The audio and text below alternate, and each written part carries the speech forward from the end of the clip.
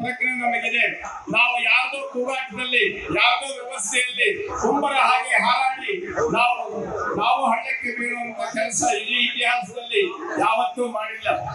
ಈ ವಾಸ್ತವತೆಯನ್ನ ತಿಳಿದು ದುಷ್ಟ ಶಿಕ್ಷಣಕ್ಕಾಗಿ ಶಿಷ್ಟ ರಕ್ಷಣೆಗೋಸ್ಕರ ಹಿಂದೂ ಧರ್ಮ ಇವತ್ತು ತಲೆ ಎತ್ತಿ ನಿಲ್ಲೋದನ್ನು ನಾವು ನೋಡ್ತಾ ಇದ್ದೇವೆ. ಇಷ್ಟೇ ಅಲ್ಲ, ಇವತ್ತು ಪ್ರಪಂಚದಲ್ಲಿ ಪರಸ್ಪರ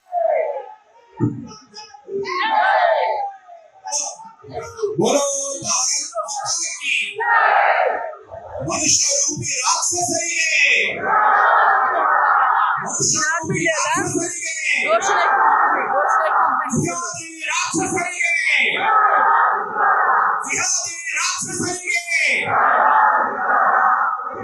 ನಮ್ಮಲ್ಲಿ ಆಕ್ರೋಶ ಎಷ್ಟಿರ್ಬೇಕು ಅಂತ ಹೇಳಿದ್ರೆ ಅದಾಗ್ತಾಗುವಂತ ನೋವಿನ ಆಕ್ರೋಶ ನಾವೆಲ್ಲರೂ ಕೂಡ ವ್ಯಕ್ತಪಡಿಸಬೇಕು.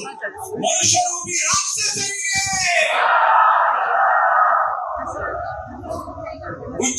ಅಮೆರಿಕ ದೇಶದ ಯುವ ಜನಾಂಗವನ್ನೇ ನಾಶ ಮಾಡತಕ್ಕಂತ ಪರಿಸ್ಥಿತಿ ಇತ್ತು.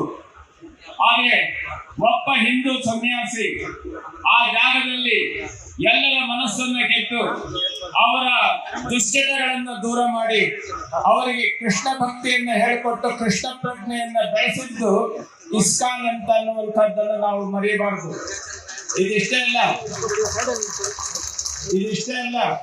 ಇದೇ ಬಾಂಗ್ಲಾದೇಶದಲ್ಲಿ ಯಾರು ಈ ಕೆಲಸ ಮಾಡಿ ಅವರ ವಿರುದ್ಧ ತೊಂದರೆ ಕೊಡ್ತಾ ದೌರ್ಜನ್ಯವನ್ನ ಮಾಡ್ತಾ ಇದ್ದಾರೆ, ಅವರೆಲ್ಲರ ಎಚ್ಚರಗೊಳ್ಳೋದು ಕೂಗಾಟಕ್ಕಲ್ಲ, ಎಚ್ಚರಗೊಳ್ಳೋದು ಘೋಷಣೆಗಲ್ಲ, ಎಚ್ಚರಗೊಳ್ಳೋದು ಈ ಷಡ್ಯಂತ್ರವನ್ನ ಯಾವ ರೀತಿ ಸಹಜವಾದ ರೀತಿಯಲ್ಲಿ ಹಿಮ್ಮೆಟ್ಟಿಸಬೇಕು ಅಂತ ಅನ್ನುವಂತ ಒಂದು ಎಚ್ಚರಿಕೆಯ ನೆಲೆಯಲ್ಲಿ ಒಕ್ಕೂಟದ ವ್ಯವಸ್ಥೆಯಲ್ಲಿ ನಾವು ಇರಬೇಕು.